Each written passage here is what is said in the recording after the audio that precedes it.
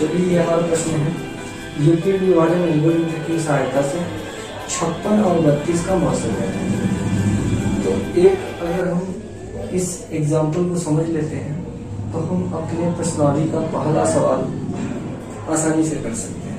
प्रश्नावली 1.1 का, तो इसको ध्यान से देखिए। यहाँ पर हमको करना क्या है, हर सवाल में आपको ये मिलेगा 2 धनात्मक पूर्णांक मिलेंगे, ठीक है, और दोनों धनात्मक पूर्णांक की तुलना करनी है पहले। तो यहाँ पर 2 धनात्मक पूर्णांक, ठीक है, a और b से तुलना करो। तो पहला मान जो होगा उसको a मान लो, यानी कि यहाँ पर पहला मान 56 दिया है a का, और जो दूसरा मान हो उसको b मान लो, यानी कि 32 दिया हुआ है, ठीक है। तो अब 56 और 32 में बड़ा छोटा कौन सा ये देख लो। तो हम दिया क्या है, हल करने के लिए हम कैसे करेंगे, सबसे पहले दोनों को लिख लो।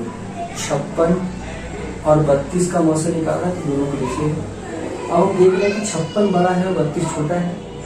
तो 56 बड़ा है और 32 छोटा है, तो पहले हम देख लेते हैं कौन बड़ा कौन छोटा है। तो इसके लिए हम क्या करेंगे, चिन्ह लगा देंगे। जिसकी तरफ वो बंद होता है वो छोटा होता है, जिसकी तरफ वो खुला होता है वो बड़ा होता है, यानी कि 56 बड़ा है और 32 छोटा है। तो इतना करने के बाद बड़ा छोटा जब हमको पता चल जाए तो उसके बाद हम क्या करते हैं, छोटे वाले का भाग बड़े वाले में लिखते हैं। तो छोटा क्या है, 32, छोटे वाले का भाग किस में देना है, बड़े वाले में। बड़ा वाला क्या है, 56, इसको अंदर लिखते हैं। अब 32 का पहाड़ा पड़ेंगे, 56 से अधिक नहीं जाना चाहिए। तो एक बार जाएगा, तो हम एक बार जाएगा, तो यहाँ पर एक कैसे गुणा करेंगे, तो कितना आएगा, 32।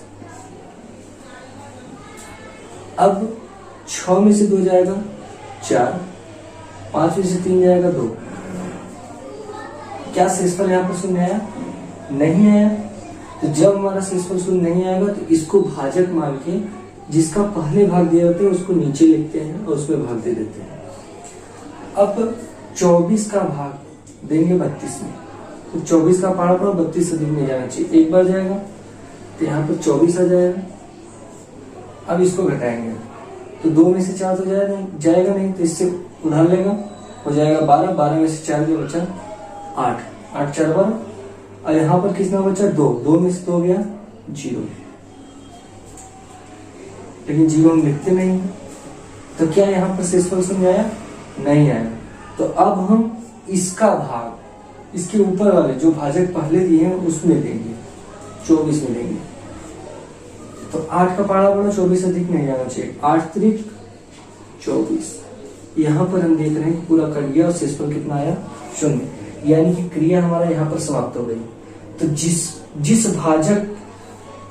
भाजक के लिए शेषफल 0 आ जाए वही हमारा शुरू में दी हुई संख्याओं का मौसम होता है। तो 8 किसका मौसम होगा, 32 और 56 का। इसी स्टेप्स को अगर हम यूक्लिड विभाजन प्रमेय का प्रयोग करके अगर लिख दें एल्गोरिथम द्वारा तो हमारा हो जाएगा। तो यहाँ पर बड़ा छोटा करने के बाद हम ऐसे लिखते हैं, यूक्लिड विभाजन एल्गोरिथम द्वारा। अब इसके द्वारा हम कौन करना है, तो पहला स्टेप में क्या लिखेंगे, बीच में कितना दिया है, 56, बराबर हो जाएगा साइड का गुणनफल, यानी कि 32 गुणे 1, 32 गुणे 1 साइड का गुणनफल हो गया। और इसका भाग देने पर शेषफल कितना आया, 24 प्लस शेषफल वाला 24 है, 0 तो आया नहीं। तो यहाँ पर हम साइड में लिखेंगे शेषफल इज नॉट इक्वल टू 0, यानी कि शेषफल हमारा 0 नहीं आया। तो फिर अब दूसरा स्टेप आएगा। तो दूसरा स्टेप क्या है, ये साइड में हम केवल लिख रहे हैं, ये लिखना नहीं है, केवल यही तक हमको करना है। तो दूसरा स्टेप है हमारा बीच का, इसके लिए हो गया। अब इसके लिए देखेंगे, फिर इसके लिए देखेंगे, जो लाइन दिया है उसके हिसाब से देखते हैं। तो यहाँ पर हो गया बीच का। अब इसका देखेंगे बीच का, यानी कि 32 बराबर बीच का बराबर साइड का गुणनफल, यानी कि 24 गुणे 1 प्लस इसके लिए शेषफल कितना है 8। अब शेषफल यहाँ पर कितना आया 8, यानी कि शेषफल शून्य नहीं आया। यहाँ पर फिर लिखेंगे शेषफल इज नॉट इक्वल टू 0। अब जब शेषफल शून्य आया तो तीसरा स्टेप आएगा। ऐसी स्टेप को एल्गोरिथम बोलते हैं, इसीलिए यहाँ पर लिखा गया एल्गोरिथम द्वारा। ठीक है, तो यहाँ पर अब अगला स्टेप, तो ये हो गया, ये हो गया, अब बचा ये, तो बीच का यानी कि 24 बराबर साइड साइड का गुणनफल यानी कि 8 गुणे 3, 8 गुणे 3 प्लस शेषफल, शेषफल कितना आया 0 आ गया। अब यहां पर लिखेंगे साइड में शेषफल क्या है, शेषफल यहां पर 0 के बराबर है। तो हम यही बताएं कि शेषफल जब 0 आ जाए तो वहां पर हमारा स्टेप्स खत्म हो जाता है। अब तीसरे के बाद चौथा स्टेप नहीं आएगा, क्योंकि यहाँ शेषफल क्या हो गया 0 हो गया। तो यहाँ पर लिखेंगे चूंकि भाजक 8 के लिए शेषफल 0 प्राप्त हो गया, अतः